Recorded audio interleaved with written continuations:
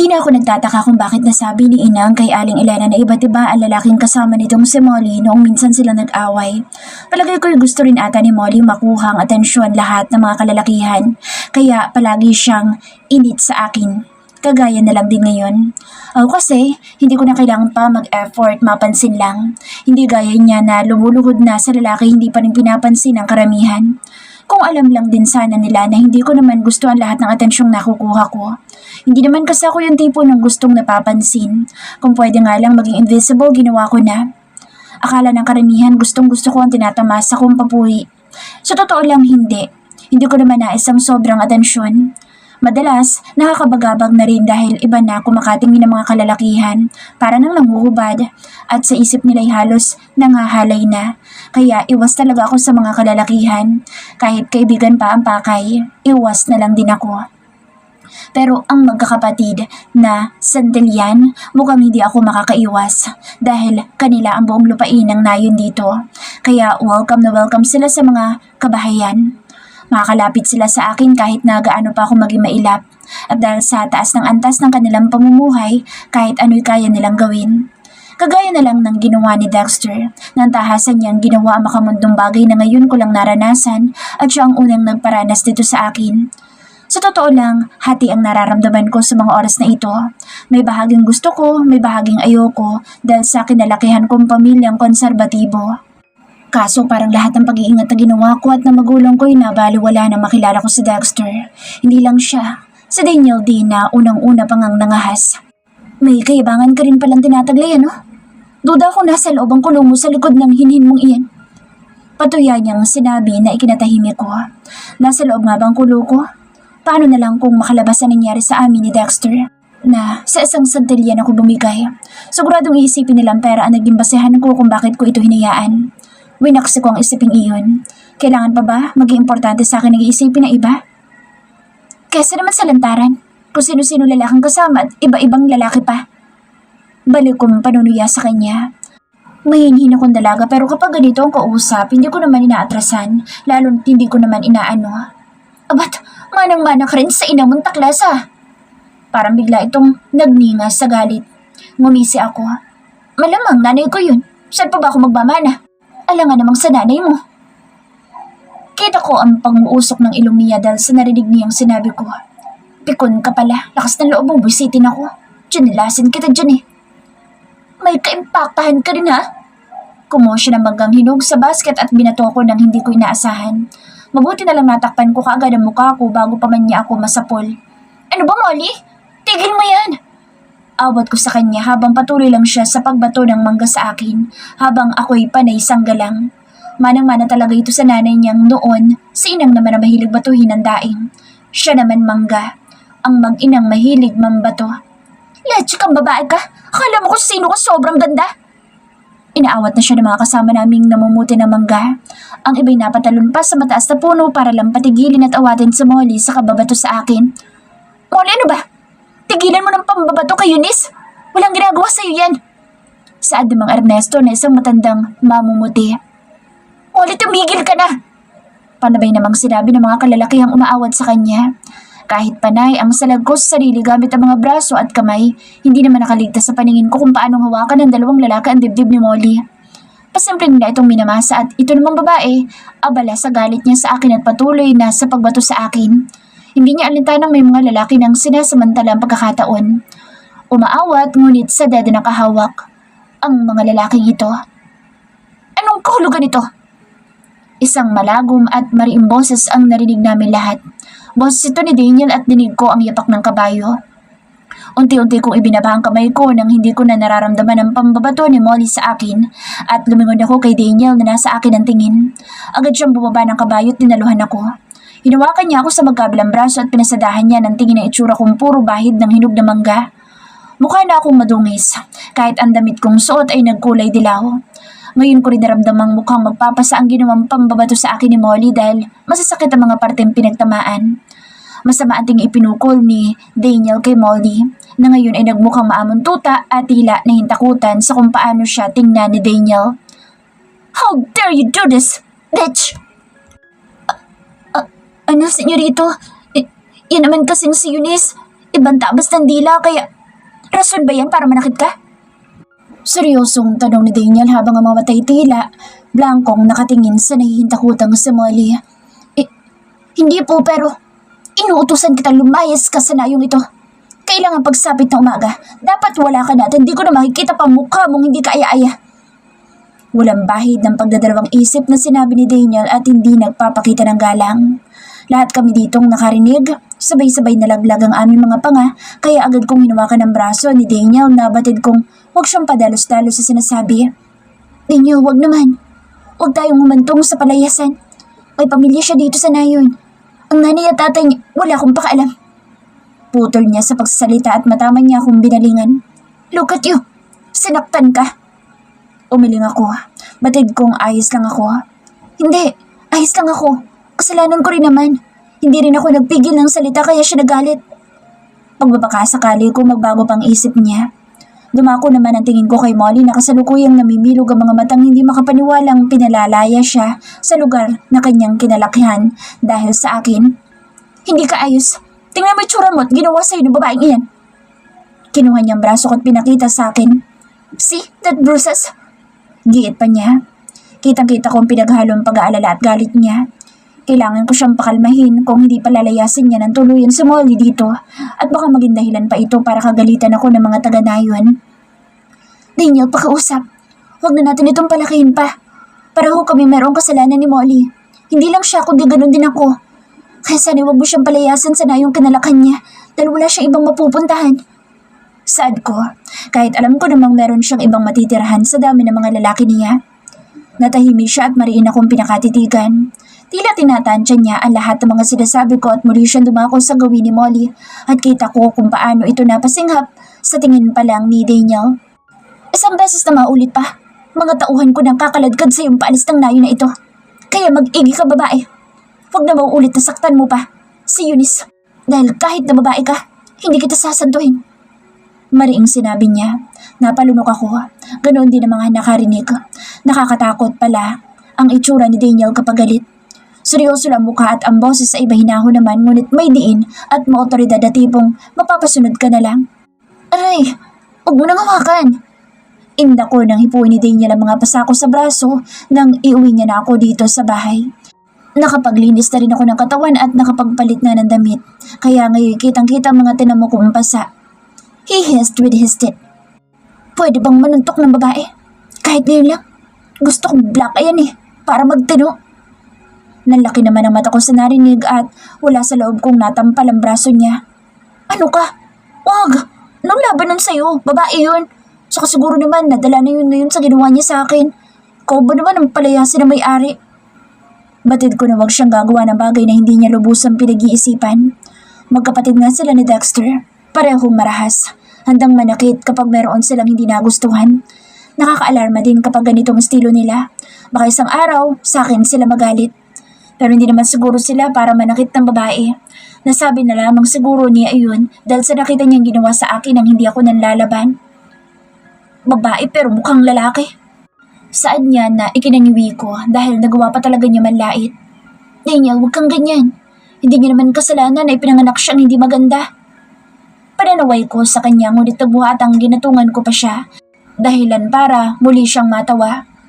Okay, sana kung magandang ugali. Kasi sama ng mukha niyang ugali niya, kaya dapat lang laitin. Ayaw, pasaway niya pang sinabi. Tama na nga. Daniel, hayaan mo na. Pagpapatigil ko na sa kanya. Fine then, pero sa susunod huwag kang papayag na sinasaktan ka ng ibang tao. Masyado kang presyoso, Eunice. Ang hirap lang makita sinasaktan ka ng mga taga rito. Kita sa mga mata niya ang labis na sinserong pag-aalala niya sa akin. Ngumiti ako. Ngayon lang naman ito nangyari, huwag ka na mag-alala. Kita mo naman ang mga tao kanina kung paano nilang inawad sa Molly para patigilin sa pambabato sa akin. Nare-respeto ko ng mga tao dito. Batid kong tama na. Tumangutango siya at muli na naman na kumalma. Mabuti naman kung ganoon. Dahil sa oras na malaman kong iba ang trato nila sa'yo, lahat sila'y palalayasin ko.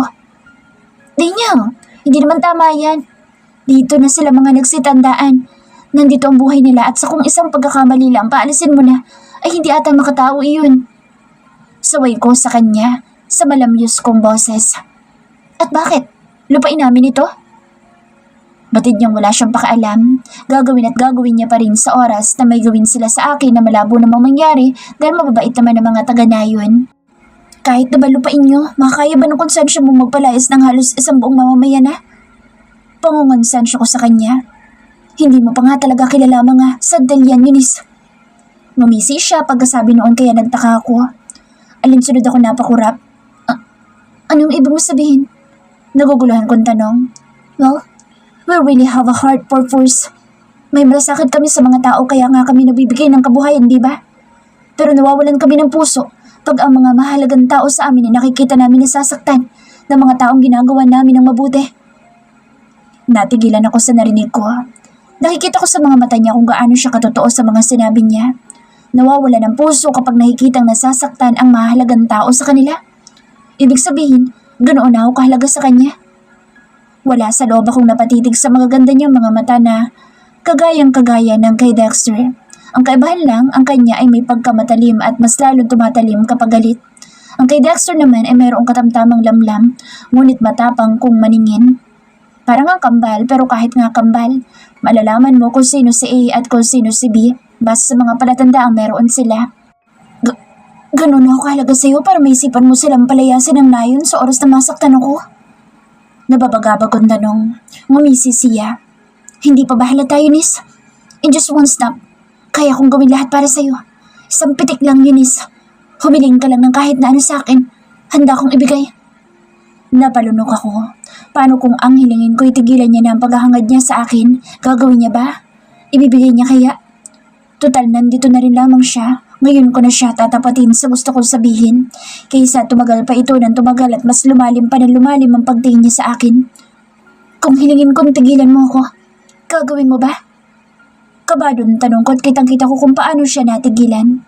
Bagya siyang nayukot unti-unting lumingon sa akin buhat ng seryoso niyang mga mata.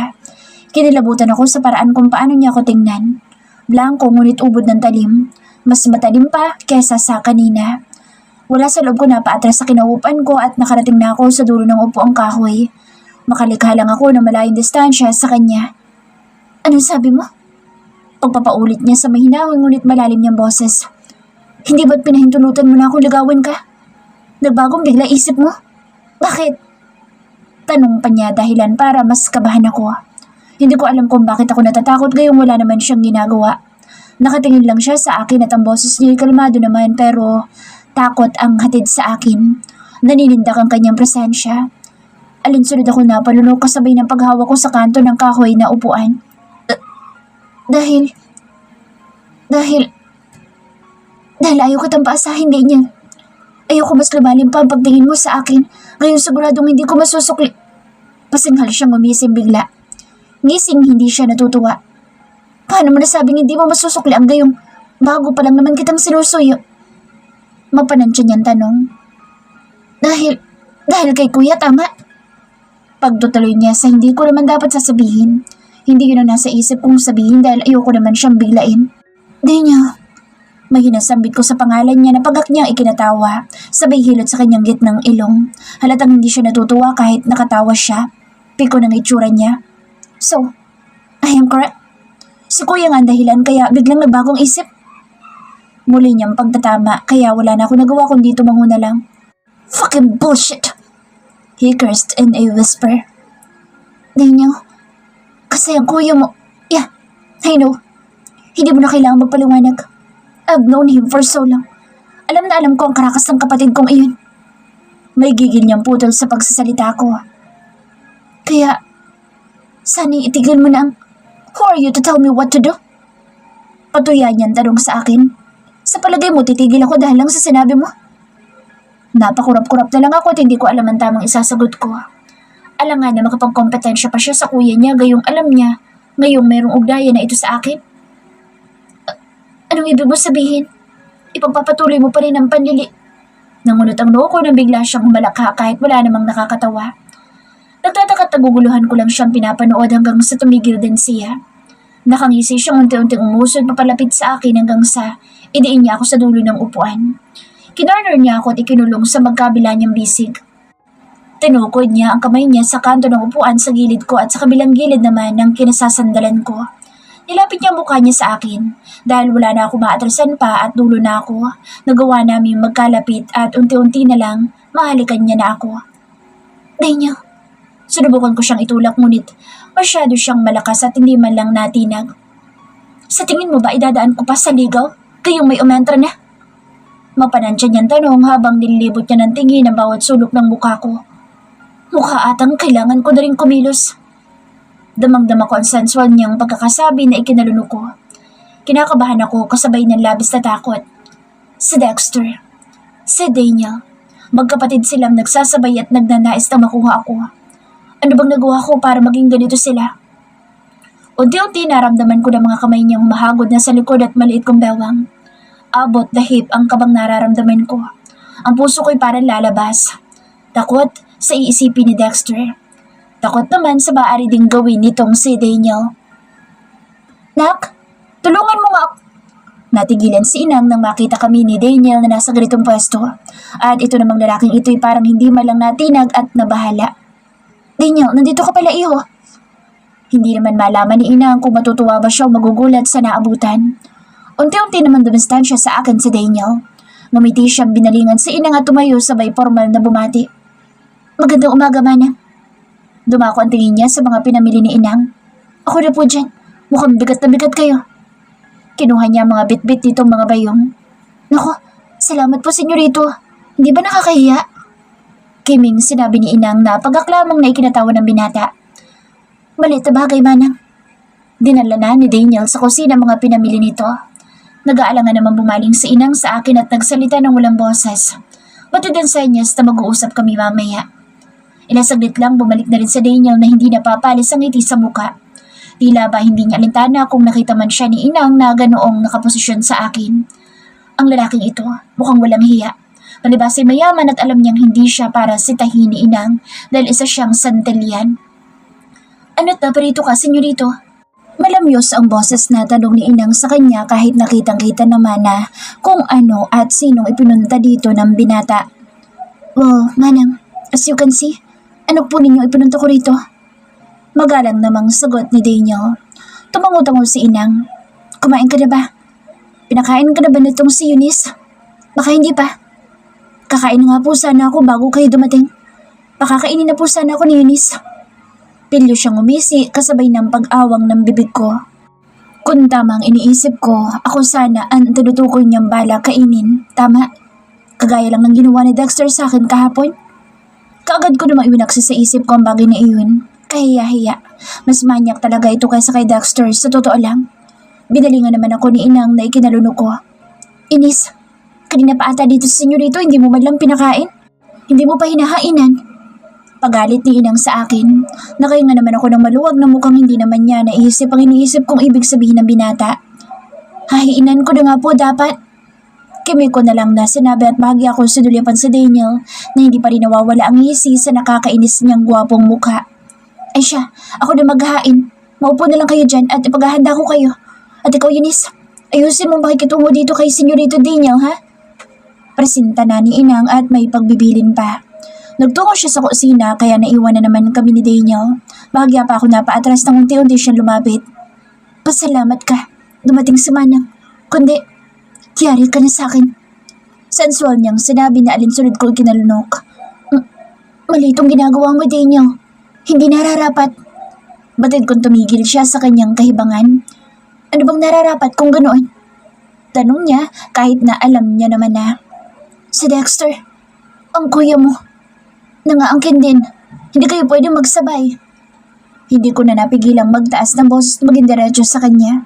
Hindi na siya nagulat sa narinig at tila inaasahan niya nang sasabihin ko iyon.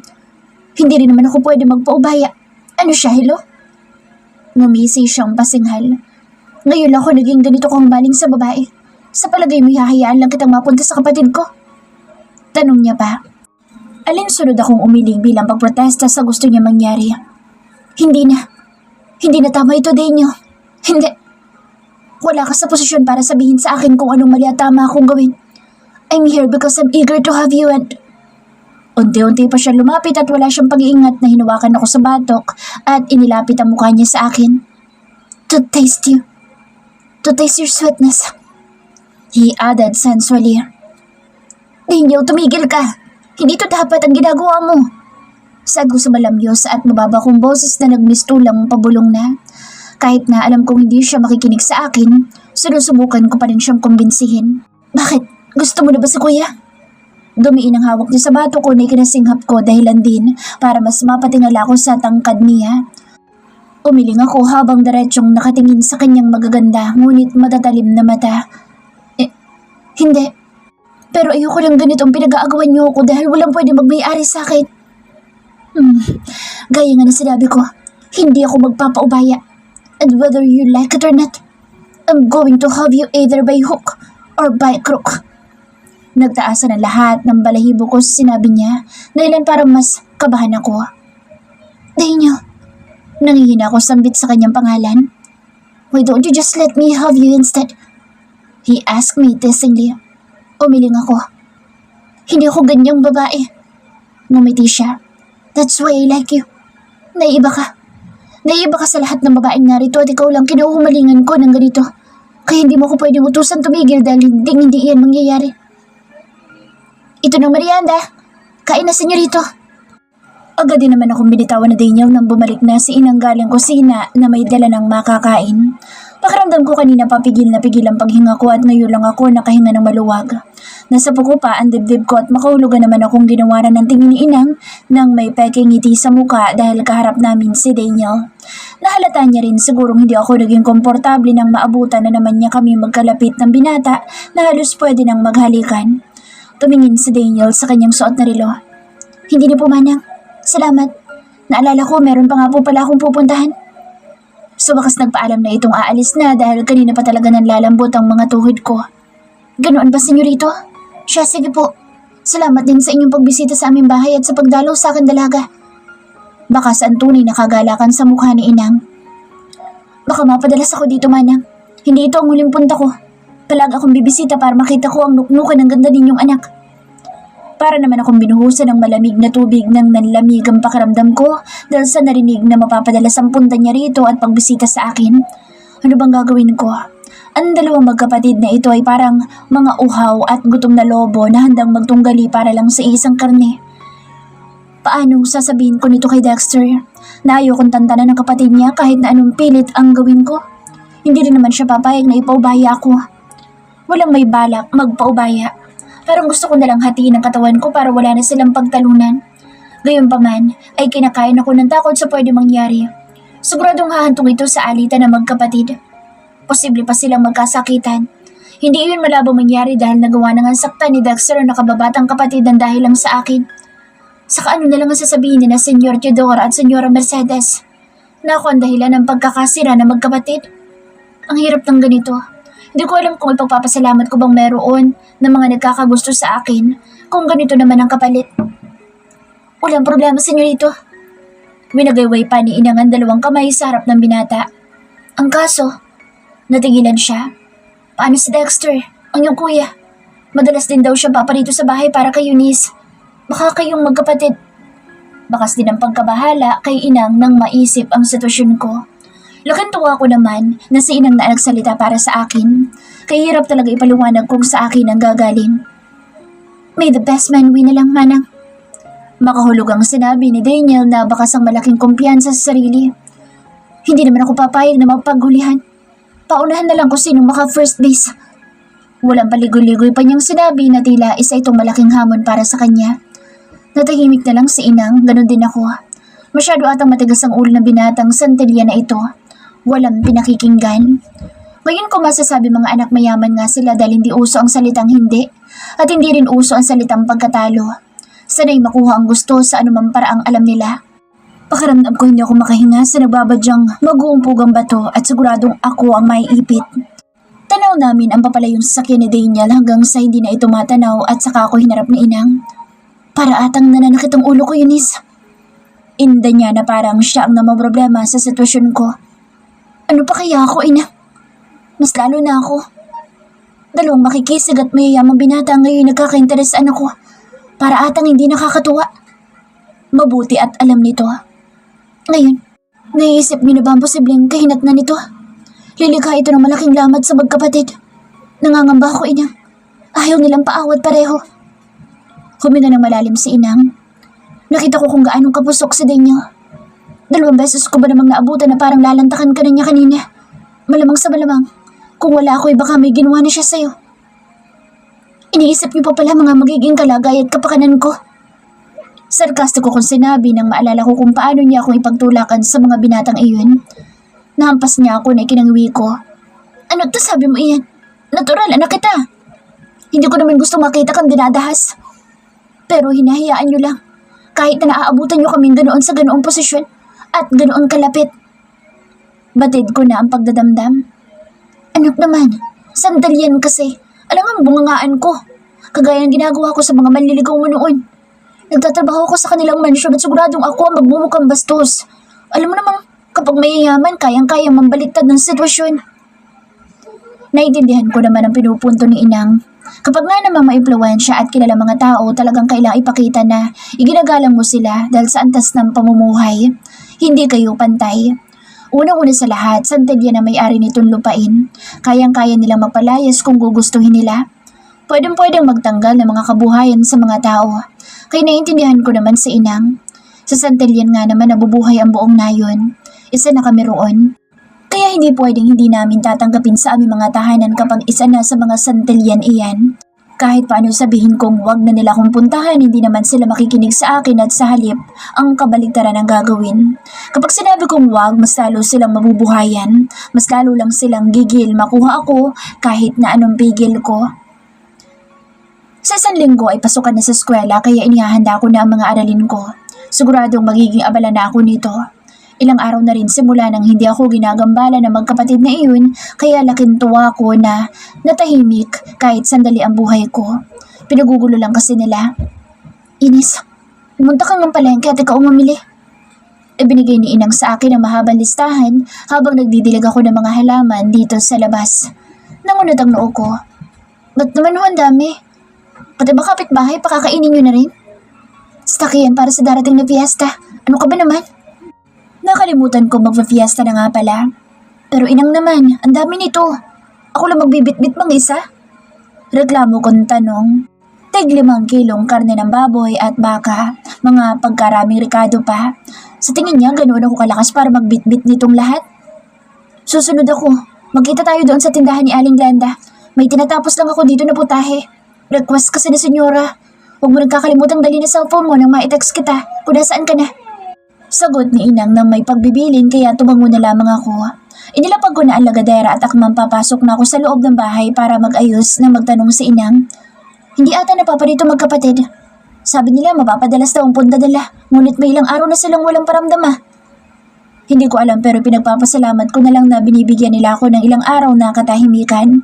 Nasisiguro ko naguguluhin na naman nila ako sa oras na magpakita sila at kung ano man ngayon ang pinagkakaabalahan nila, sana maging busy na lang sila at wag na nila akong maalala. Mas gugustuhin ko pa. Araw-araw kayo nasa mansyon pero hindi nyo alam kung nasan sila.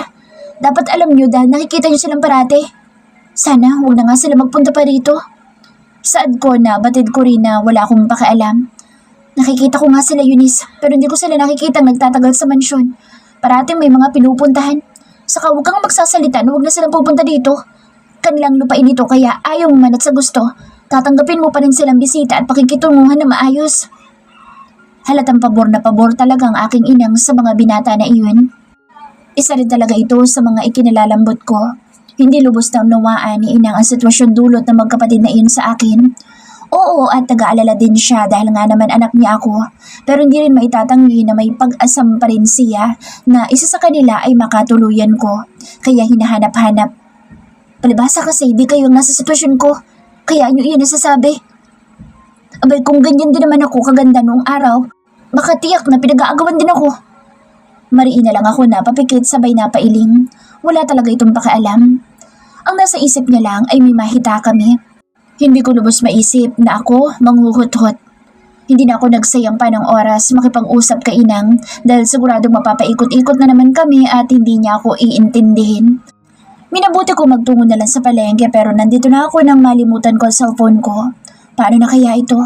Makikitawag na nga lang ako mamaya. O mimili na muna ako ng mga kailangan. Magandang umaga sa'yo, Binibining Inis. Panabay na bati sa akin ng mga kargador sa palengke na hintik sa pawis at mga nanlalapot na. Tipid lamang akong ngumiti. Pangiti-ngiti lang ako sa mga bumabati sa akin dahil ayoko namang masabihan ng suplada o hindi kayis na bera. Kaya kahit ngiti lang na tipid, ginagawaran ko sila. May pag-iingat din ako sa paglalakad dahil basa ang semento ng palengke. Madalamsik kapag hindi maingat sa paglalakad. Ingat kayo, Nis. Madulas sa semento at baka madungisan ng iyong porselanang kutis. Maginoong paalala naman na isang mangangatay ng karne ng baboy. Saktong sa kanya naman ang punta ko para bumili. Halos lahat ng mga tindero at tindera dito kilala ako, kahit pa nga ibang trabahante. Kaya madalas ayoko nagtutungo dito sa mga matataong lugar dahil dinaig ko pang artista kung lingunin nila na halos malapit na silang maging long neck sa haba ng leeg sa tuwing dadaan ako. Nakakahiya din, masyado ako nakakakuha ng pansin kahit hindi ko naman intensyon at wala naman akong ginagawa. Dumadaan lang naman ako.